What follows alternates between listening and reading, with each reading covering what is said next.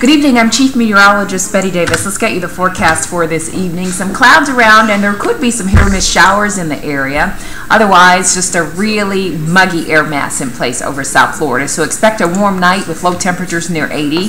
There will be the chance for more showers and scattered storms tomorrow. Notice the rain chance at 50%. Forecast high temperatures, low 90s for the rest of the week. Factor in the humidity, it's going to feel downright oppressive out there. The rain chance will be going lower though between Wednesday and Thursday. Perhaps some drier air works into the area, and that's going to help reduce the ability for the atmosphere to really get widespread showers and storms going. But that's for Thursday when the rain chance drops to 30%, but by the weekend the rain chance starts to edge back up. 50% comes Saturday and Sunday. So our weather theme continues to be the same, hot and humid, and that chance for showers and storms. Keep an eye to the sky and have a great evening.